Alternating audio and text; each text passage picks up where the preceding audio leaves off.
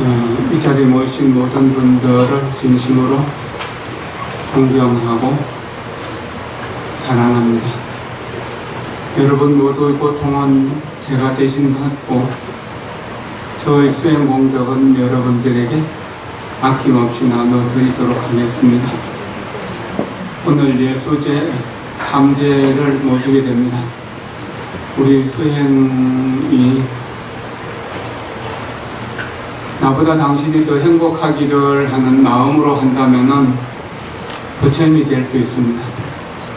그러나 남들은 어떻게 돼도 상관없어, 나만 잘 되면 돼, 이런 마음으로 한다면 중생의 세계를 영원히 벗어날 수가 없습니다. 남들이 다 내 마음속에 있고 나는 또 남들 마음속에 있기 때문에 남들이 잘 되기를 바라면은 나는 자연스럽게 잘 되게 되고, 나만 잘 되려고 하면은 나도 잘 안 되고 남들도 잘 안 되게 돼 있습니다. 이게 세상 이치란. 숨을 들여쉬고 내쉬면서 내 마음이 극락정토, 내 성품이 아미타불,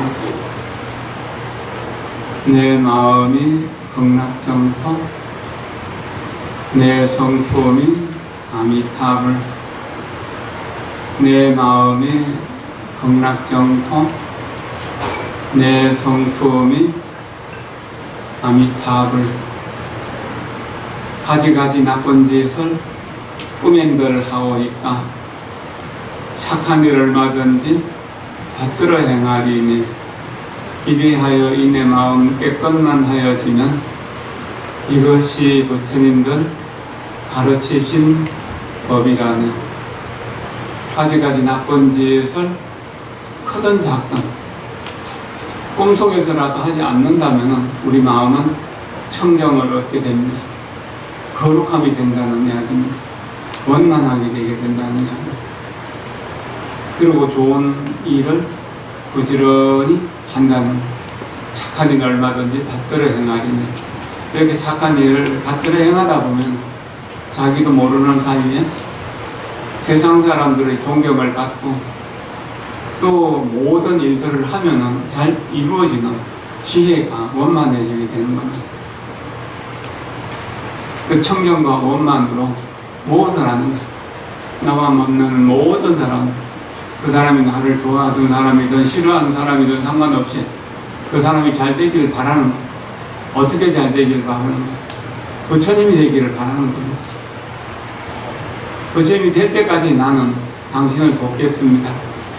당신이 부처님이 될 때까지 나는 당신의 시자가 되어서 당신이 부처되는 일을 도와드리면서 함께 부처님이 길을 가겠습니다라고 합니다.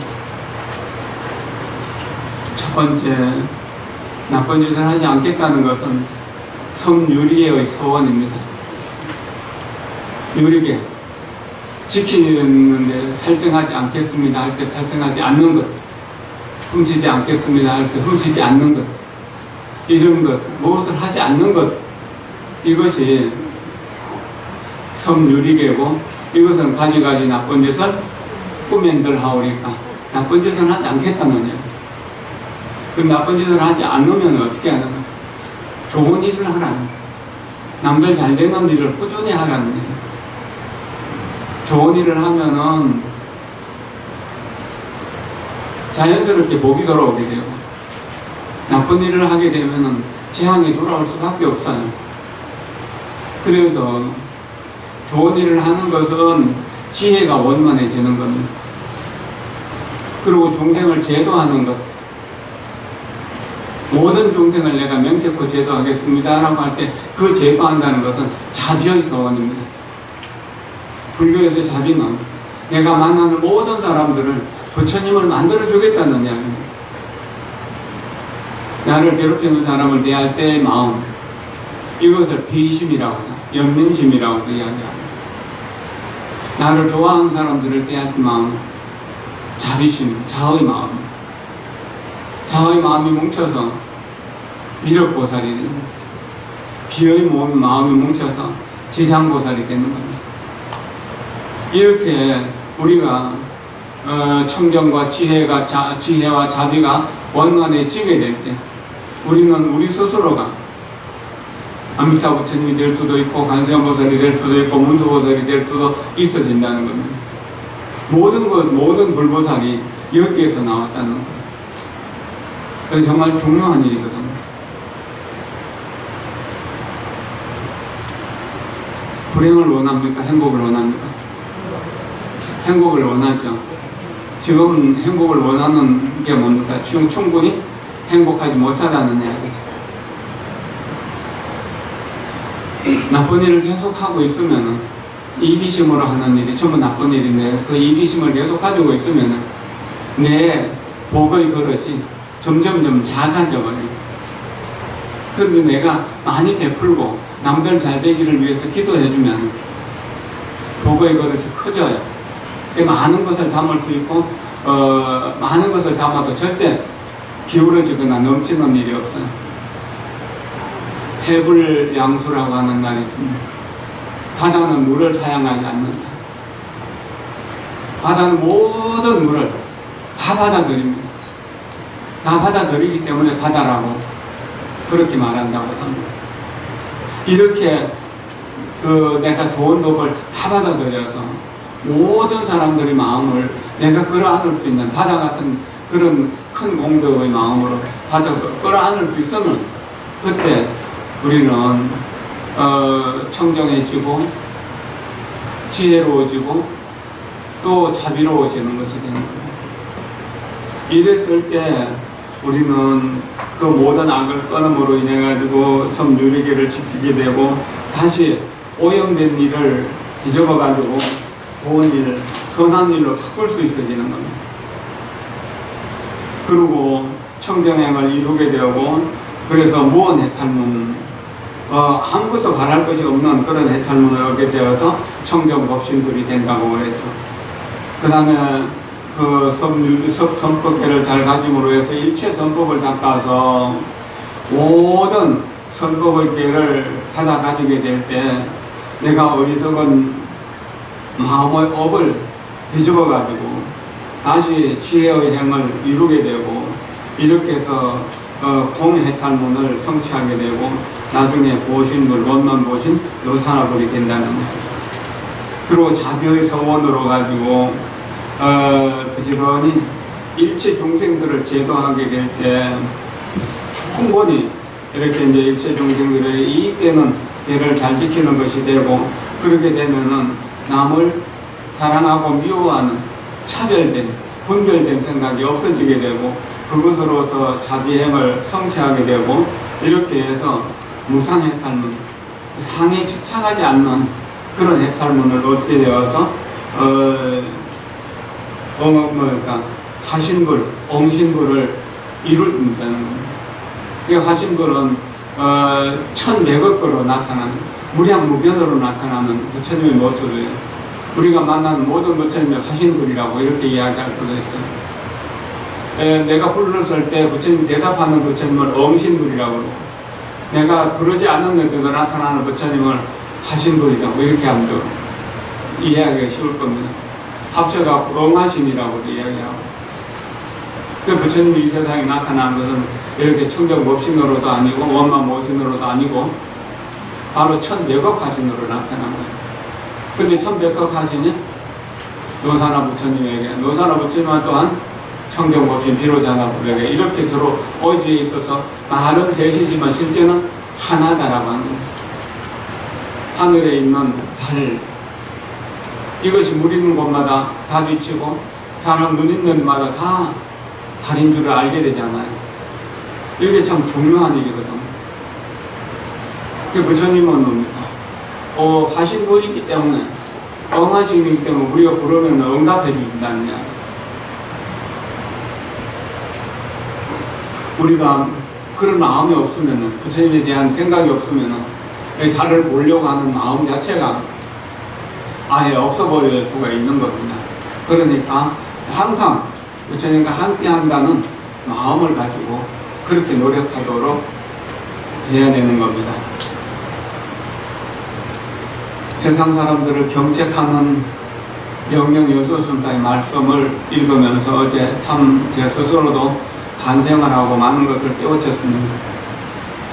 우리가 그 도의 번번은 깨닫지 못함으로 인해 가지고 나고 죽고 하는 바다에 빠져서 허우적거리면서 살아간다. 그래서 어느 때는 태로 나타나고 어느 때는 알로서 재가 되거나 또는 짐승이 되는 경우도 있고, 어느 또 섭기로 인해서 생기는 것 또는 화생으로 생기는 이런 태란설파의 자리에 처하게 된다. 태는 사람이라고 보면 되고, 짐승들도 태로 나는 게 많죠. 소나 말이나 개나 돼지나 다 태로 나는 거. 그리고 알로 나는 것은 새들이 주로 되죠. 뱀도 알로 나는 것이고, 또 이제 벌레들 중에서도 알로 나는 것이 들어있죠. 섭은 아무것도 없는데 날씨가 더워지니까 화장실에서 뭡니까 여러 가지 벌레들이 나오기도 하고 모기가 나오기도 하고 이런 거 이름으로 섭쟁이라고 할 수 있고, 다시는 구름처럼 아지랑이처럼 실제는 없는데 나타나는 것처럼 보이는 거예요. 급초에 천상에 태어나느냐 또는 지옥에 태어나느냐, 부모 없이 태어나는 거예요. 죄업이 부모가 되면은 지옥에 태어나게 되는 것이고, 선법이 부모가 되면은 천상에 태어나는 거예요. 부모 없이 태어난다는. 이렇게 태란석화로 처해서 어느 때는 하늘 세계로 올라가서 정말로 행복하게 살다가 어느 날까지 지옥 한가운데로 들어가서 울고불고 원망하고 미워하면서 그렇게 살기도 하고, 또 그 중에 이렇게 사람으로 태어나서 살다가 다음 생에 사람으로 태어나는 율은 지극히 낮아요. 이 대지에 있는 흙이 얼마나 많습니까? 이 지구 덩어리의 흙, 이것이 사람으로 태어나지 못하는 업이 되는 것이고, 손톱 위에 올릴 수 있는 흙이 얼마나 될까요? 아무리 많이 담아도 손톱 위에 올릴 수 있는 흙은 얼마 안 되죠. 이것이 다음에 인간으로 환생할 수 있는 그러한 몸이라고 하는 겁니다. 그렇게 어렵다는 이야기죠. 내 인신 중 사람 가운데 태어난다고 하더라도 저 만약에 무인도 같은 섬에 태어나거나 깊은 산골짜기에 태어나게 된다면 이산 봉우리에서 저산 봉우리 나뭇가지 걸치고 깔리는 그런 곳에 산다면 어떻게 불법을 만날 수 있고 어떻게 공부를 할 수가 있겠습니까?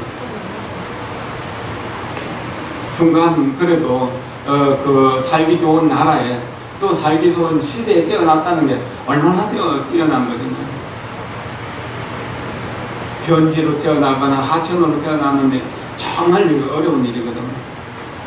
너무너무 가난해갖고 먹고 살 것도 없어서 매일 생각하는 게 먹는 거 입는 것만 생각한다면 어떻게 우리가 불법을 공부할 수 있겠습니까?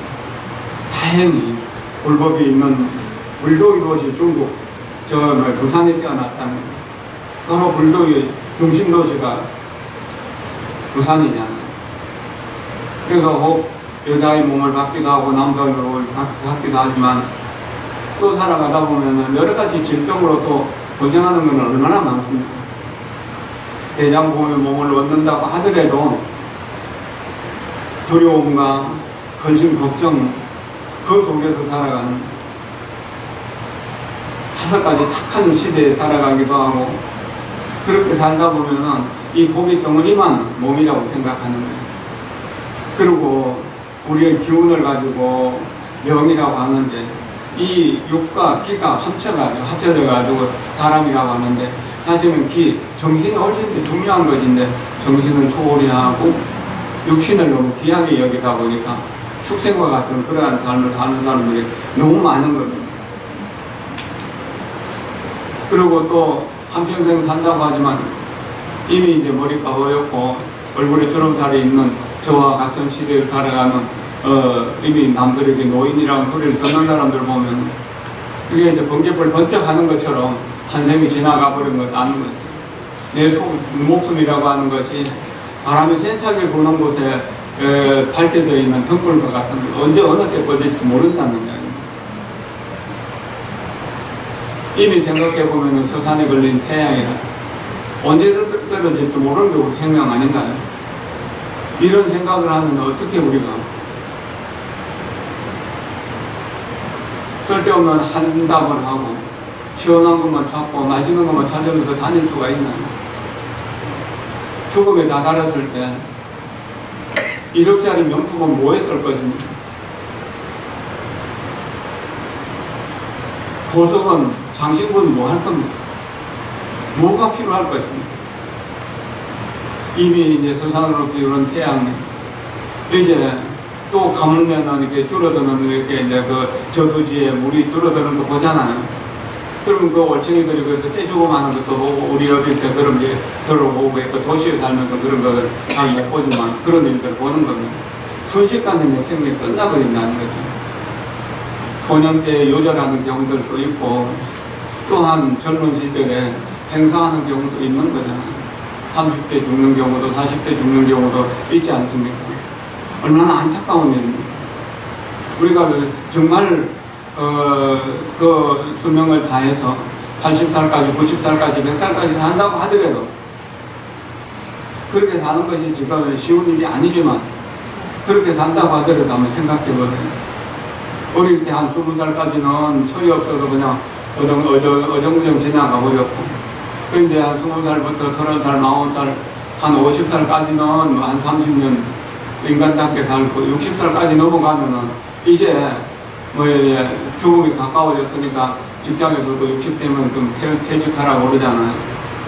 그러면 3, 40년 산다고 하더라도 그동안에 잠자는 시간이 절반이고 근심하고 걱정하는 시간이 절반이잖아요. 30대 성공하고 40대 부자 부귀를 누린다고 하더라도 50의 부귀를 누린다고 하더라도 잠깐 지나가는 겁니다.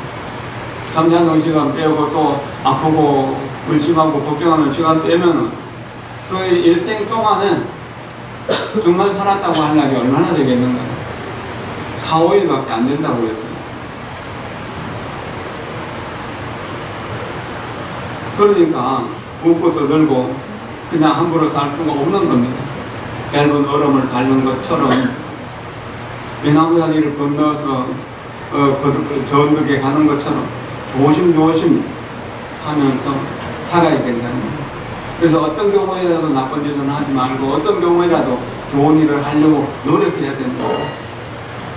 살아온 날 돌아보면 홍익대사도 애환이 교집이라고 슬퍼하고 근심하고 걱정하고 기뻐하고 즐거워하는 것이 다가 아니었다.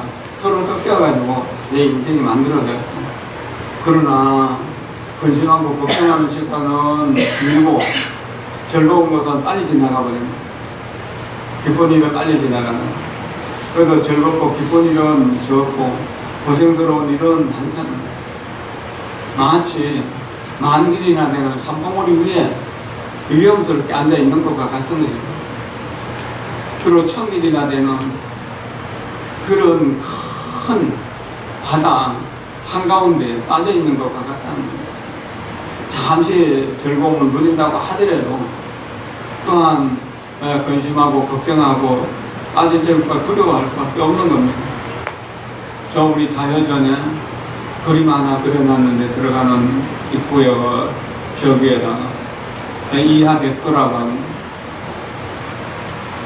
한쪽에는 시퍼런 물이 활 타오릅니다. 한쪽에는 시퍼런 물이 파도를 치면서 나를 삼키려고 하고 있다는 그 사이에 아주 작은 편안한 길이 있는데 그것이 바로 서가모니 부처님이 이쪽에서 극락세계로 보내면서 안내해 주는 것이고 또 아미타 부처님은 저쪽 언덕에서 빨리 건너오라고 이렇게 손짓해 주는 그 길이라는 겁니다. 바로 욕심은 그 넘실거리는 물결 같아가지고 우리를 그 언제 빠져들일지 모릅니다. 어느 날 부자로 살다가 하루아침에 몰락한 사람들 보세요. 그 원인 중에서 가장 큰 원인은 지나치게 자기 그릇보다 많은 욕심을 담았기 때문인 거거든요. 참 어려운 일인데 그것을 피하기 위해서 어떻게 해야 되는가. 좀 더 진지하게 자신을 보고 건강경수 말하는 대로 좋아도 그저 그런 대로 나빠도 그저 그런 대로 이렇게 하면서 받아들일 수밖에 없는 거예요. 그리고 이래도 아미타불 저래도 아미타불 모든 상황 속에서 호흡 관찰하면서 호흡 따라서 연구하는 거예요. 가장 좋은 방법이라는 거예요. 건강명에서도 정토를 장엄하는 이야기가 여러 군데서 나오고 있잖아요. 그것이 정토를 장엄하는 일이에요. 청정한 세상을 만들어가는 일이라고 하는 겁니다.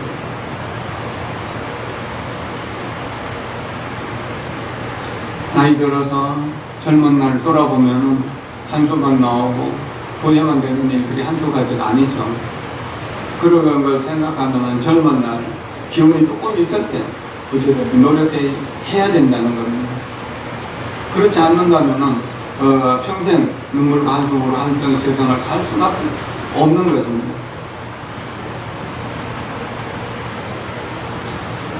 내가 태어남이 있기 때문에 이제 태에 이렇게 태어난 그 인연으로 해서 태에서 고생하는 나의 모습이 아주 고생스럽게 되고, 또한 이렇게 이제 점점점 노쇠하게 되니까 나의 젊은 체력은 다 빼앗아가게 되고, 젊은 기운도 없어지게 되고, 적절히 병도 없는데 나이 들면 기운이 없어가지고 움직이기가 싫고 그러잖아요. 그리고 병이 들게 되면은 나의 혐오가 정 형편 없어져 버리고, 한번 앓고 나면은 한 번 늙어진다고 그러잖아요. 머리카락도 더 세워진 것 같고 기운도 좀 더 없어지고, 그리고 죽음이 있으면은 나의 정신, 신령스러운 정신이 전부 다 어떻게 이제 무너지게 되는 거죠. 또 내가 영화로움이 있으면은 되게 교만하고 사치하게 되는 거죠. 나에게 욕심이 있으면, 억울한 일이 생기면은 나의 생각이나 기분이 완전히 패망한 것처럼 살 의미를 못 느끼게 되는 거죠. 내가 귀한 곳에, 아주 고귀한 곳에 있게 되면은 내가 사치하게 되고 오만하게 되고 교만하게 되고, 그리고 내가 천한 데 있으면은 당연히 자존심 상해가지고 살맛을 못 느끼고 내 인생 완전히 끝난 것처럼 그렇게 생각하게 되고, 그리고 나를 자꾸 감추려고 하는, 그리고 내가 부하게 되면, 넉넉하게 살게 되면 반대해져 가지고 탐하고 사치하고 이렇게 하게 되는 것이고, 만약에 가난하게 되면은 내가 삶을 원망하고 내 주변을 원망하고 그러면서 살게 되고, 그 즐거움이 있으면은 내 생각이 기고만장해지고, 만약에 이제 괴로움이 있으면은 또한 내 정신세계가 정말로 견딜 수 없이 아픈 것이고, 누가 칭찬을 해주면은 내 마음이 하늘로 끝까지 올라가는 것처럼 기고만장해 보이고, 내가 만약에 나를 헐뜯는 이야기를 그러면은 내가 정말로 일부를 넘는 사람인가 하면서 또 살맛을 잊어버리는, 지옥 한가운데 들어간 것처럼. 그러나 생각해 보십시오. 비난한다고 비난 소리를 들어도 내가 흔들릴 이유가 없는 것이고, 포기한다고 이야기를 들어도, 칭찬하는 이야기를 들어도 내가 좋아할 게 뭐 있냐. 나는 내 가치를 그대로 가지고 있는 것이다. 만약에 1,000만원짜리 숙소를 이렇게 꾸긴다고 하더라도, 꾸겨진다고 그 가치가 줄어드나요? 줄어들지 않잖아요. 잘 다니면은 또한 새 것처럼 될 수도 있는 거죠. 다이아몬드가 쓰레기통에 있다고 하더라도 다이아몬드 가치가 떨어지는 거 아니잖아요. 황금 그릇에 담아야만 가치가 있는 건 아니거든요. 우리 마음도 그와 같은 것인데, 그런 줄을 알면은 내가 주변에서 무슨 말을 하더라도, 누가 뭐라 하더라도 내가 흔들릴 일이 뭐가 있겠느냐. 그런 거 있을 수 없다는 이야기입니다. 그러니까 그런데 흔들리지 않게 하는 가르침이 바로 건강경의 가르침입니다. 그 건강경의 가르침에서 지난 시간에 제가 뭐라고 했습니까? 이 건강경의 뜻을 이해할 수 있는 사람들은 지계수복자, 계율을 가지면서 목을 닦는 사람이다. 이 사람이 이 장부에 대해서, 이 글귀에 대해서 믿음을 가지고 이것으로 진실을 삼는다. 이런 사람은 한 부처님, 두 부처님, 세 부처님, 네 부처님, 5부처님에게만 선근을 심은 것이 아니다. 우량 천남부처처소에서 선근을 심은 것이다.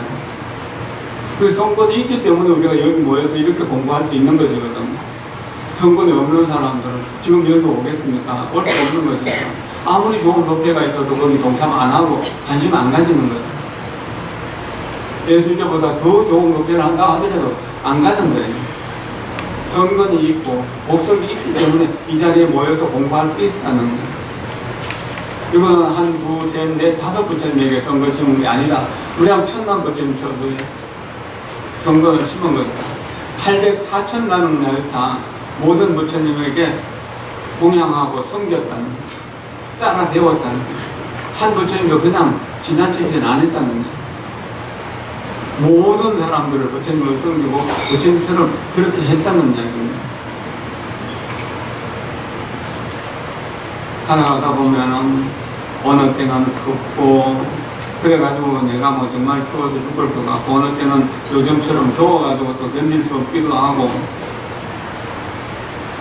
그래서 내가 고민하게 되고 또 어느 때는 목이 마르고 어느 때는 배가 고프고 어느 때는 놀라고 또 어느 때는 두렵고 어느 때는 근심하고 걱정하고 또 어느 때는 쓸데없는 고민을 하고 고뇌를 하고 어느 때는 세상에 순종하면서 정말 공부가 잘 되는 것처럼 숲속에 돋다니는 것처럼 그렇게 하는 경우도 있고 또 어느 때는 모든 것이 다 내 생각대로 안 되고 전부 다 어긋나는 것만 만나는 그런 있는 되고 그렇게 해가지고 어느 때는 이제 또 그게 이제 그 해침을 받기도 하고 어느 때는 근심하기도 하고 이렇게 경계를 만날 때마다 어떤 무엇을 만날 때마다 내 마음이 흔들린다는 거. 그러나 우리가 공부를 꾸준히 잘하게 되면은 정말로 좋아하든 싫어하든 또 친하든 소원하든 거기에 근심 걸릴 거 없이 자연스럽게 편안하게 살 수가 있어지는 것입니다. 여기 생각해 보면은 우리가 한 생각을 잘못했기 때문에 그랬는데 이제 여기에 임해서 불법을 통해서 어진 마음을 모으고 자비로운 행동을 해야 된다. 어진 마음을 모으고 자비로운 행동을 이렇게 해서 착한 선법을 이렇게 이제 행하고 또 마음을 잘 닦아서 그런 것 잘못된 것은 다 버리고 선한 것만 해야 된다는 거예요. 선한 행동을 하는 사람, 선을 짓는 사람은 하늘에서 100가지 길상한 좋은 일들이 비처럼 내린다. 이게 서경에 나오는 말씀입니다. 그리고 불순한 사람, 옛날 사람들은 악하다라고 하는 말을 써대어 jir어서 불순이라고 하는 그런 말을 썼죠. 불순한 일을 하는 사람들에게는 100가지 재앙이 따라온다는 거예요. 어제 아침에 글귀 중에서 복과 덕이 다하면은 반드시 재앙이 떨어진다라고 하는 말을 그렸는데 우리에게 오는 여러 가지 재앙들, 괴로움의 인연들은 전부 내가 과거에 지었던 죄업 때문에 생긴 것입니다. 그래서 매일매일 참여하면서 선업을 짓는 것이 가장 좋은 일이 된다는 거죠. 그러나 세상을 살아가면서 우리는 많은 업을 지었기 때문에 나에게 손하는 사람도 있지만 존중하는 사람도 있지만 거스르는 사람도 있을 수밖에 없는 겁니다. 거스르는 사람이 오면은 내가 인내하는 수행을 하고 손하는 사람들이 오면 내가 정진하는 힘을 얻어서 그래서 지혜와 자비를 계속해서 길러나가서 모든 악을 끊고 모든 선을 행하도록 그렇게 노력해야 될 것입니다. 정말로 우리가 세상을 살면서 배워야 될 것이 너무나 많고 해야 될 일이 너무나 많은데 우리들은 그런 것들을 너무나 소홀히 하고 있는 것, 이것이 참 아쉬운 일입니다. 세상을 살면서 어려운 일, 가장 좋은 일로 이제 바꾼 사람들이 걸어 있었습니다. 달마스에서의 제자가 해가 대사고 해가 대사의 제자가 성찬스님. 성찬스님은 3조 성찬이라고 하는데 이 성찬제사는 나병안에 걸렸어요. 어릴 때. 문둥병에 걸리면. 요즘도 이제 문둥병에 걸리면 요즘은 이제 어디 한 군데 이렇게 모아가지고 치료도 해주고 그 일도 할 수 있도록 해주는데 옛날에는 그 어디에 살 곳이 없었기 때문에 여기저기 떠돌면서 그렇게 거지로 살 수밖에 없었습니다. 그게 문둥병에 걸렸었는데 이게 생각해보니까 자기가 너무 억울한 거예요. 갑자기 내가 좋은 부모를 만나서 그렇게 이제 또 공부를 하고 했는데 그 문둥병에 걸려가고 사람 구실 못하고 사람에게 천대받고 사람에게 외면당하고 거지로 떠도는데 너무 한심스러웠던 거예요. 이리저리 떠돌아다니다가 40살쯤 되었을 때 그 해가슴이라는 훌륭한 분이 계신다는 얘기를 들었어요. 그 해가슴을 찾아갔어요. 그래서 엎드려서 절을 하고 내가 전생에 무슨 죄업을 지어서 무슨 나쁜 업으로 인해가지고 이렇게 문둥병에 걸렸습니까? 내 죄를 참여해주고 내 병을 낫게 해주십시오. 그러니까 그 해가슴이 나라죠. 네 죄업을 찾아갖고 내한테 보여주라.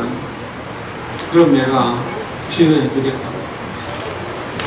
근데 아무리 생각해보고 이렇게 죄업을 평상 있는 것이 아닌데 마음을 어떻게 내 보일 수가 있나요? 안팎으로 찾아도 내외 중간 어디에도 찾을 수가 없습니다. 그러니까 너의 죄업은 이미 다 참여되었다. 그래 하면서 이제 그 스님을 모시고 공부하고 기도하고 참여하는 동안에 문둥병도 낫게 되고 출가하게 되어가지고 수행을 해서 삼조 성찬대사가 되었습니다. 조선조 말에 그 봉원사에서 큰 스님으로서 활동하던 남호율사라고 하는 분이 있습니다. 봉원사에 가면 판전이라고 해서 화엄경을 판에 새겨서 그 판을 보관한 판전이 있습니다. 그 판전이라는 글씨는 추사 선생이 돌아가시고 일주일 전에 썼다는 그런 이야기도 있습니다. 그 판전을 짚고 그 대장경 중에서 화엄경 소초를 판에 새겼던 남호율사라고 하는 분이 있는데 이분은 어릴 때 아버지 어머니가 돌아가시버린 겁니다. 간단 집에 살다가 아버지 어머니 돌아가시니까 어찌할 데가 없는 겁니다. 7, 8살인가 뭘 하겠습니까? 근데 큰 누나가 마침 이웃집에 이제 시집가서 사는 겁니다. 그 집에 꽤 먹고 살만하니까 그 집에 가서 그래서 이제 소도 좀 돌봐주고 심부름도 하면서 이렇게 살게 된 거예요. 그렇게 2, 3년 살다 보니까 그냥 또 이제 뭐 좀 글도 배우고 살만한데 어느 날 부스럼이 나더만 며칠 지나니까 오범대 터져요. 이게 나병이고 문둥병이라고. 도저히 뭐 문둥병 걸렸으니까 아무리 누나라서 시집살이 않는데 어떻게 동생을 데리고 살겠습니까? 그래가지고 이제 문둥병 환자들이 모여서 하는 그런 사람들과 함께 어울려가지고 떠다니게 됩니다. 이리로 저리로 이제 가면서 막 한 끼 얻어먹고 그렇게 전국을 떠돌다가 16살 되었을 때 몇 년간은 그렇게 거지로서 문둥병 환자로서 정말로 서름도 많이 받고 추위도 더위도 배고픔도 뭐 정말 날마다 그렇게 살았던 거예요. 그러다가 철원에 심원사라고 하는 절을 찾아가게 됐습니다. 그 심원사를 찾아갔는데 마침 그 심원사 주지스님이 아주 덕이 있고 자비로운 분이 그래서 거지들에게 전부 이제 그 따뜻한 밥을 해서 이렇게 반찬을 해서 맛있게 대접을 한 겁니다. 그리고 큰 방에다 불을 떼갖고 이 방에서 자고 가라고 방도 내주고 그래서 저녁에 오랜만에 정말 배부르게 밥을 먹고 잠을 자고 뒷날 아침도 이제 맛있게 해줘갖고 밥을 얻어먹었던 겁니다. 그랬는데 이제 아침에 고맙다고 이제 주님께 인사를 하고 떠나려고 하는데 13살 된 아이가 불쌍해 보였는데 스님이 이 아이는 여기서 심부름도 좀 시키고 할 거니까 여기 놔두고 가라 하니까 어른 문둥이들도 귀찮게 아이 데리고 다니기 힘드니까 이렇게 스님 따라서 있으라고 그렇게 하고 문둥이들은 다 떠난 겁니다. 그리고 그 아이는 이제 그 스님 따라서 이제 심부름도 하고 그러다가 어느 날 이 문둥병을 놔두려면 어떻게 해야 되겠습니까? 하고 스님께 물어요. 그러니까 너 내 말대로 하겠느냐? 하겠습니다. 그래, 너 그러면 오늘부터 이 지장전에 들어가서 매일 1000배씩 절을 해라. 13살 된 아이가 매일 1000배씩 하게 절을 하는 거예요. 절을 하면서 한번 이렇게 합장하고 엎드려가지고 절을 하고 일어서기 전에 지장보살 10번을 지장보살 부르고 또 일어나고 또 엎드릴 때마다 지장보살 10번 하고 또 일어나고 그렇게 하기를 100일이 지나고 200일이 지나고 300일이 지나고 처음에는 무척 힘이 들었지만 나중에 하다 보니까 점점 마음도 편안해지고 좋아진 겁니다. 그렇게 해서 한 3년간 기도하다 보니까 어느 날 꿈속에 지장보살이 나타나서 고생 많이 했다. 내가 부모 잘못 만나고 세상 잘못 만나서 이렇게 문둥병으로 고생했다고 하면서 물수건을 가지고 몸을 닦아주는데 몸이 너무 시원한 겁니다. 그리고 약을 발라주는데 그냥 정말 날아갈 것 같이 기분이 좋았어요. 그러고 깊이 잠이 들었다가 아침에 깨니까 전혀 눈동이 흔적도 없이 다 없애버렸는데 그 이제 너무 정말 피부가 뛰면서 좋아했거든요. 이제 17, 18세 이렇게 됐습니다. 그래서 주의스님을 찾아가서 꿈 이야기를 하고 병이 다 났다고 좋아를 하고 스님 덕분입니다. 이렇게 인사하니까 감사 인사하니까 스님 너는 부처님하고 인연이 있으니까 이제 마을에 내려가지 말고 정식으로 여기서 머리를 갖고 기회를 갖고 출발해라. 그래서 부처님이 나를 살려주셨으니까 내가 부처님 은혜를 갚으면서 살아야지 하는 마음으로 출발하게 된 겁니다. 그러고 나서 이제 출발하고 강원방에 가서 공부를 하는데 정말로 하나를 배우면 열을 알고 백을 깨닫게 되는 겁니다. 이렇게 뛰어나게 돼가지고 30살이 되기 전에 전국의 큰 스님으로 소문나게 되고 어디 강사도 하게 되고 여기 이제 옛날에 강사 스님을 조시려고 그랬죠. 그렇게 하다가 한 40세쯤 됐을 때 봉원사, 육선 봉원사에 조실로 초청되어 가게 되었습니다. 그 조실로 가서 이렇게 지내는 동안에 또 원을 세워가지고 함경 서초를 그냥 판에 새겨야 되겠다고 소원을 하고 기도를 하고 있는 중에 여러 가지 서상들을 보게 되고 그러면서 동도 자연스럽게 모이고 장인들 기복하는 기술자들도 모이게 되고 이렇게 해갖고 나무를 외하고 판을 만들고 그 글씨를 써가지고 또 거기다 새기고 하는 일을 아주 열심히 했죠. 몇 년간 거기에 완전히 번원한 겁니다. 그리고 경판을 이렇게 모실 법당 한전도 들어 짓게 되고 그러는 동안에 아마도 나이 차이는 한 3, 40년 차이가 나지만 추사 선생하고 거래가 있었겠죠. 그러니까 추사 선생이 거기다가 한전이라는 글씨를 써줬을 거예요. 어쨌든 그렇게 열심히 일을 하고 있는 중에 그 서울 장안에 큰 부잣집 이제 그 며느리가 남편이 일찍 죽고 젊은 며느리가 미망인 가부가 돼가지고 이제 그 친구 따라서 공무사에 와서 불사하는 데서 시주도 많이 하고 또 주변 사람들이 보내서 화주도 하고 이렇게 해서 이제 불사를 돕고 그러다가 그 나무 역사를 보고 한눈에 반해버리고 그래가지고 나무 역사를 뽑기 위해 가지고 이제 처음에는 부처님 보러 갔다가 뒤에는 이제 스님을 보러 매일 가는 겁니다. 그래 가다가 도저히 자기 욕정을 참을 수가 없어가지고 밤중에 이제 그 스님 주무시는 방에 가서 스님 껴안고 내가 스님 아니면 그 죽을 지경이니까 나를 좀 살려주십시오라고 이야기하니까 스님이 지금 불사 중이니까 불사 끝나고 나면 내가 당신과 결혼해서 같이 살겠다고 약속을 한 거예요. 그래서 이제 그 말을 믿고 그 미망이는 떠나서 이제 친구들에게 주변에 또 보내가지고 빨리 불사가 이루어지도록 이렇게 가주도 하고 쉬지도 하고 열심히 그렇게 했는데 어느 날 이제 불사가 다 된 겁니다. 그래서 내일이면 이제 해양 경찬 법회를 하는데 뭐 그동안 사연이 많이 있었겠죠. 그리고 스님도 별별 생각을 다 했겠죠.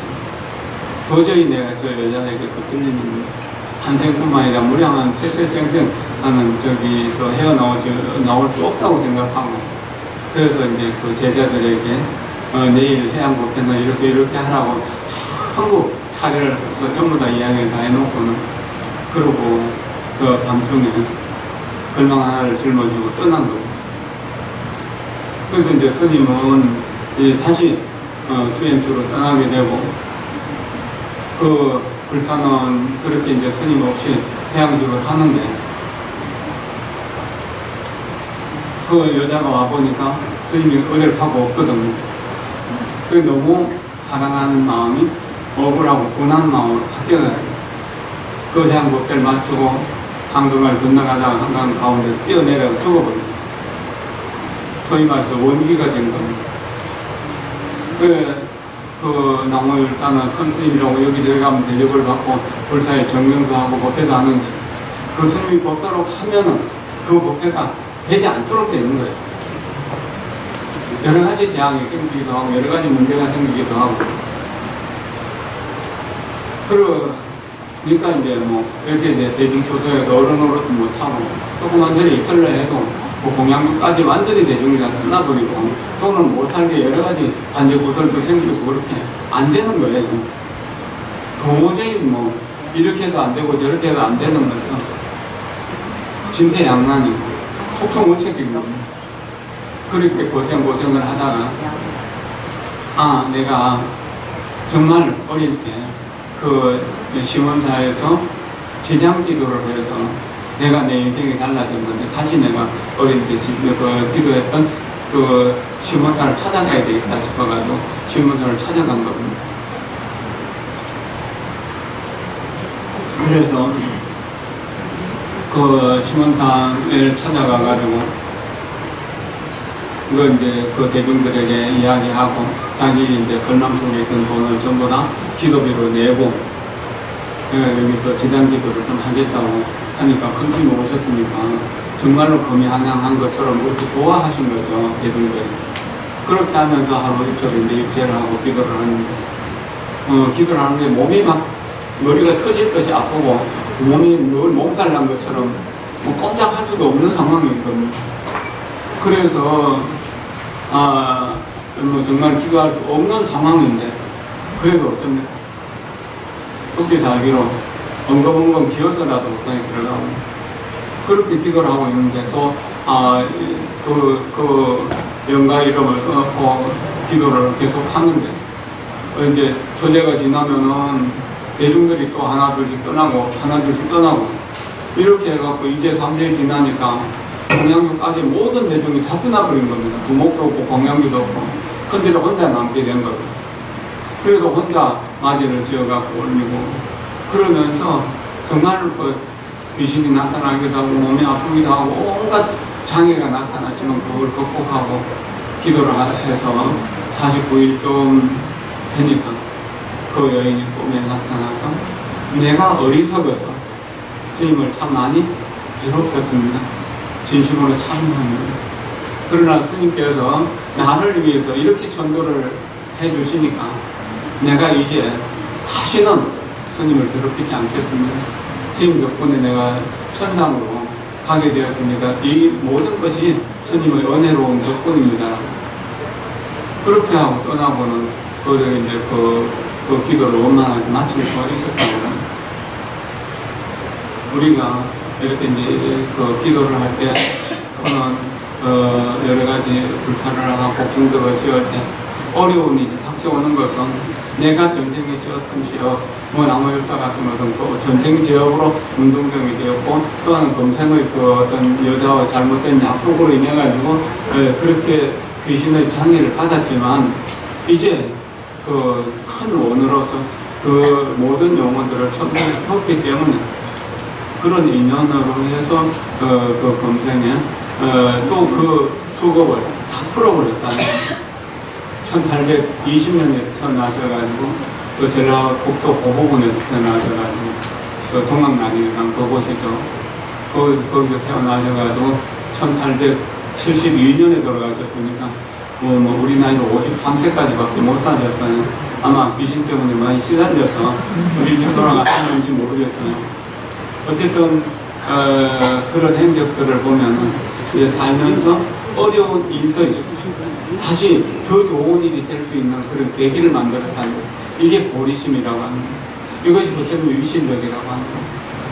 우리도 살면서 어려운 일이 있을 때 내가 기도해야 되는구나, 공부해야 되는구나, 이 어려운 일을 내가 극복해야 되는구나 하는 것을 생각해야 된다는 거예요.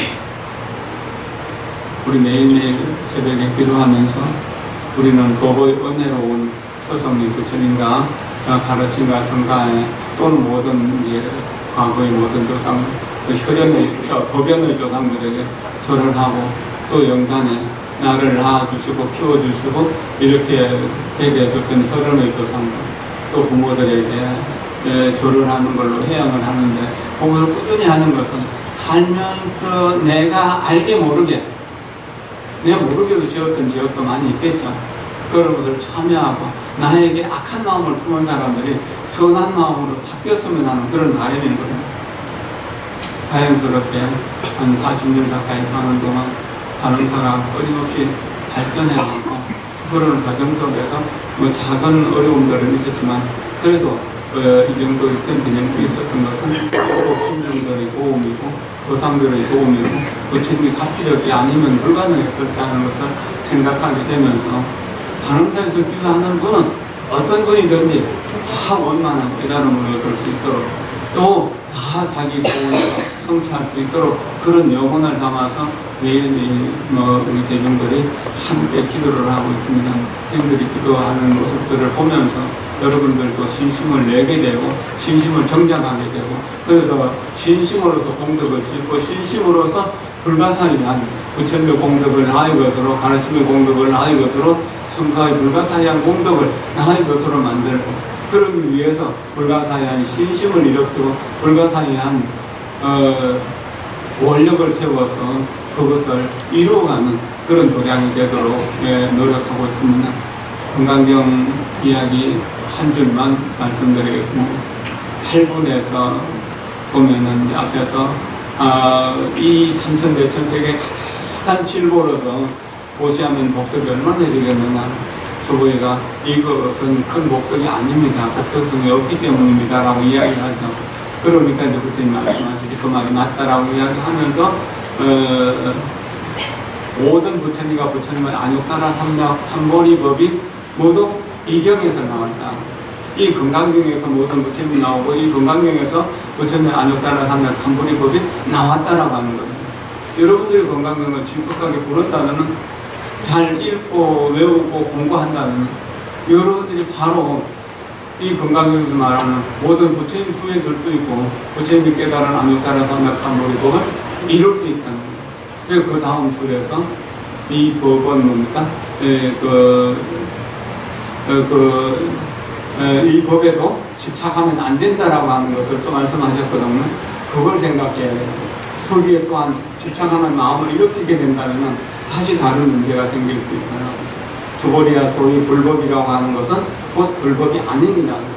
그러니까 금강경의 글자만 금강경의 글자가 아니라 우리가 마음을 비우고 세상을 보면 전체가 다 금강경이라고 하는 그런 뜻으로 이해할 수도 있는 것입니다. 어쨌든 금강경을 배우면서 우리가 그 과거 전생의 업을 녹이고 경제의 공덕을 짓는 예수제에 이렇게 동참한 것은 일생일대의 큰 행운이라고 생각하고, 이런 행운을 만났을 때 내 인생을 완전히 뒤집어가지고 내 중생의 못난 이름을 버리고 보살의 거룩한 이름으로 그저 태어나기를 기원합니다. 세상이 존재하는 한, 또한 또 고통받는 중생이 있는 한 다시 이 세상에 와서 여러분들과 함께 수행하고 여러분들의 고통을 함께 나누면서 해결하는 일을 함께 하겠습니다. 고맙습니다. 감사합니다.